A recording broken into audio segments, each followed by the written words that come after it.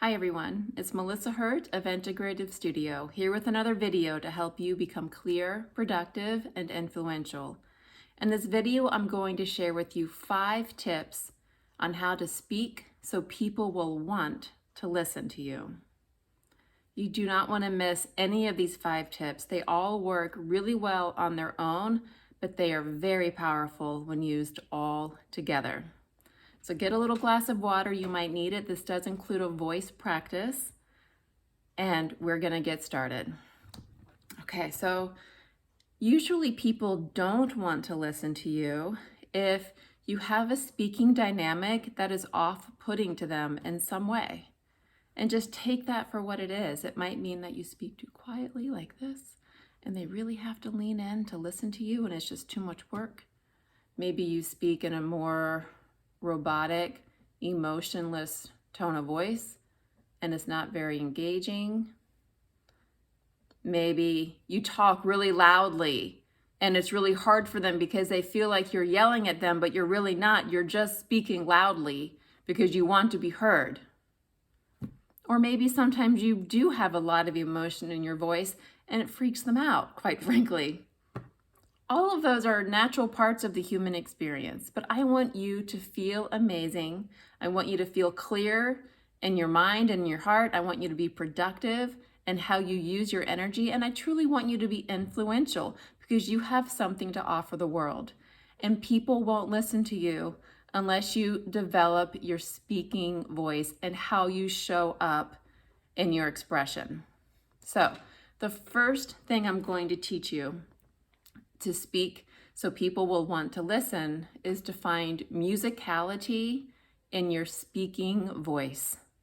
No, that does not mean that you are singing as you speak to people, but it does mean that you are using highs and lows of your pitch, your speaking voice range, and you're using that to be expressive. So I was just illustrating what that sounds like. So how do we do that? I want you to find the highs and lows of your speaking voice range. We're gonna hum, let's hum on an M.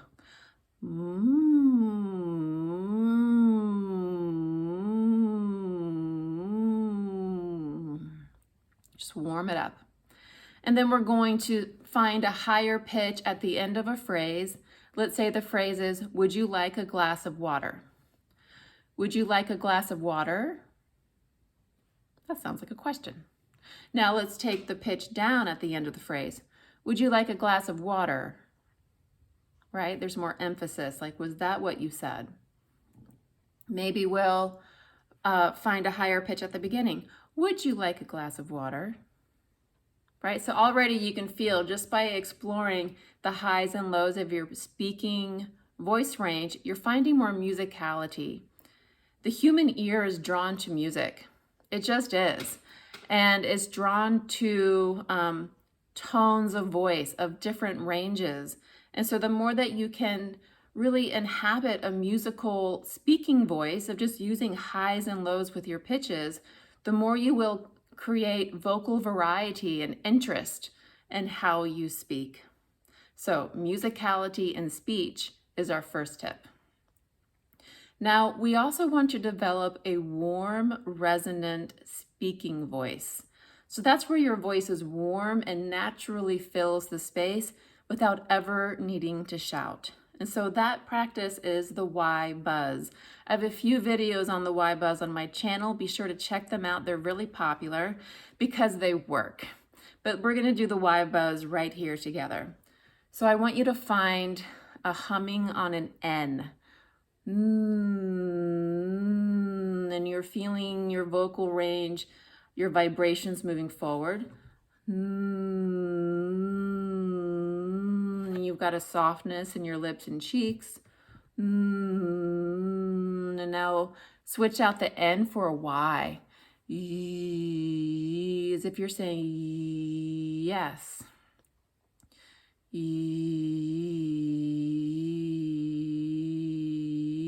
And if you're feeling the vibrations moving forward on your hard palate, it's right there, same place where you feel the vibrations on the N, that's your Y buzz. You're gonna hum there, massage it. Yee. And in order to feel the Y buzz, you have to release tensions and holdings and all this soft tissue. Releasing the physical tension might actually release emotional tension, believe it or not. And you will be a warmer person for other people to talk to. And so let's massage the Y buzz a little bit more. And let's go back to that phrase. Would you like a glass of water? Feel that phrase for me. Would you like a glass of water?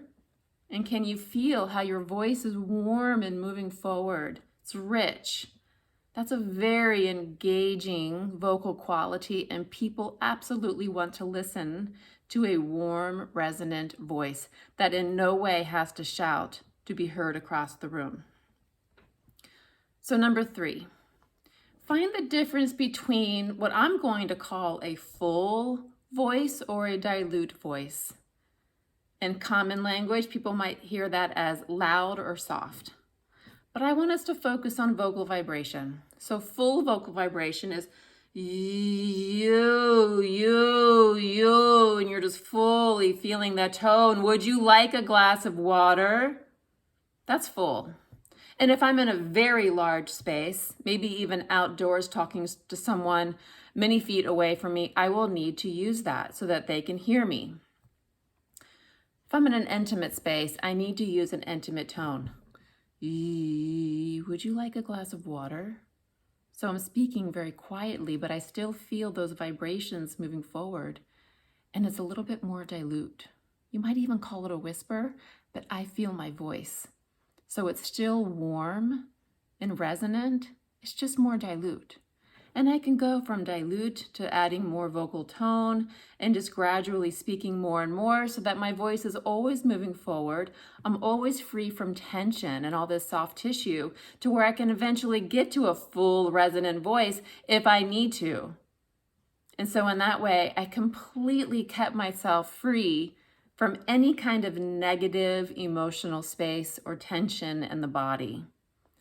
So finding that spectrum of full versus dilute, depending on the situation, is my 3rd tip to speak so that people will want to listen to you.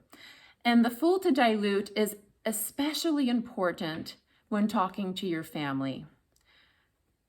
I'm just going to say sometimes people tend to resort to shouting with their family, and nobody wants to listen to that. So for the health of your family system and yourself, explore the full versus dilute. And I add a bonus here. The dilute, or just that Y buzz focus, is really all you need to make your point so other people will hear you. When you're speaking in that Y buzz-like focus, you yourself are focused. And it invites the listener to lean in to truly hear what you have to say. Trust me on that. All right, the 4th tip on how you speak so that people will listen actually is a non-verbal tip. Have warmth in your eyes. What does that mean? It means you smile through your eyes. You are engaged through your eyes. It's not a piercing stare.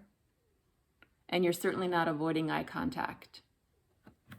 It's a warmth. Imagine a smile in your eyes, like there's a sparkle in your eye, and you're genuinely interested. You're actively listening to the other person, because that is part of communication. And when you approach a situation with that smile and warmth in your eyes, they will want to hear what you have to say. And then 5, again, it's nonverbal. Keep your chest open, arms down. When we sit like this, nobody wants to hear you because you've closed yourself off. It's like you've put up a wall to say, I don't want to hear what you have to say, but I'm just going to talk about myself. Nobody wants to be present in that conversation. So open up yourself. Don't hide like a mouse. Let your shoulders roll back and down. Keep that smile in your eye. That Y buzz-like focus. Find some musicality in your speech. And I promise you, people will want to listen to you when you speak. All right, put in the comments which of these 5 is the tip you cannot wait to start implementing today. Be sure to give this video a thumbs up and subscribe to my channel so you can be the first to receive my videos that will help you become clear, productive, and influential. Thank you.